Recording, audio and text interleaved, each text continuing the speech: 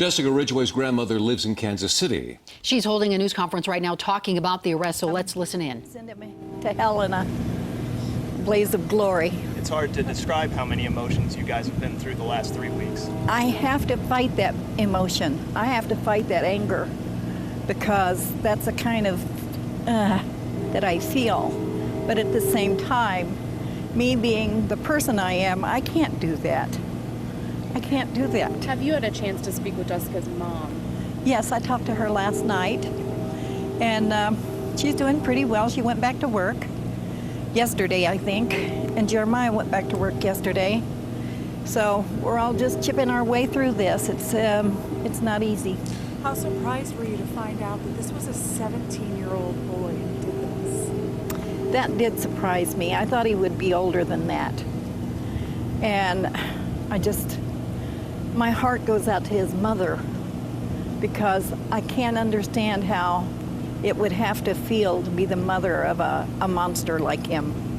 How can you feel any sort of compassion or empathy right now that you are feeling? Only God can tell you that. You said you kind of had a paranoid feeling, feeling that other people outside of your family might not understand, but that what if there are more than one person involved in this? If there's more than one, I pray that they catch them, whatever. I'm pretty sure he may be working in tandem, but I'm not sure.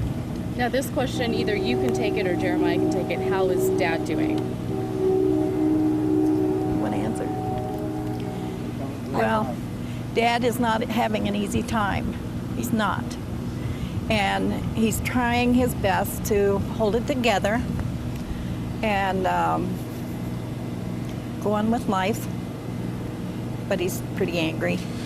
Where does Anger is a natural feeling for someone who has experienced what we went through. Where does your family go from here? How do you find any sort of normalcy after something like this?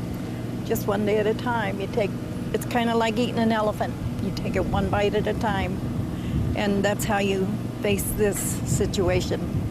Somebody asked me the other day, are you going to go to the trial? I don't know whether I can or not.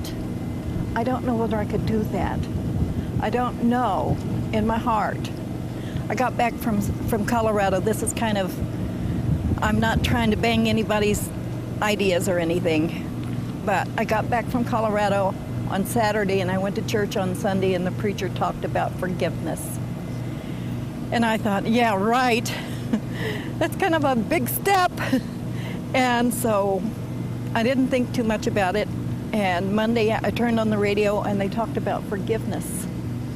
And so for me, my steps have to be one step at a time into forgiveness. Because yes, I'm really angry and I'm really hurt that this person has done this. And I'm really fearful that there's more people out there that will do this to little children. My desire is that we set up every way possible, that we set up protection for kids. It's not there. It's not there yet. Now there's also news that there was another woman that may have been attacked by this person. What was your reaction when you heard that? Good, because she's still alive. We got an eyewitness. That's the best thing I can think could happen with her. I'm sorry that she had to experience that.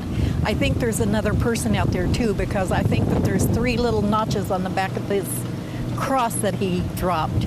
Okay. And I think that might have some symbolism, but I don't know that. Nobody's told me that. It's just my own thinking. What did they tell you about what led them to him, aside from a tip? That's all they're telling the media right now is a tip. Nothing.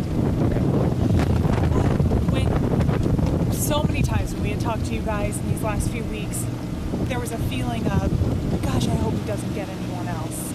Knowing he can't. How does that feel? I think it's wonderful that he can't, but now I'm fearful that he was working in tandem. I never even thought about it until today.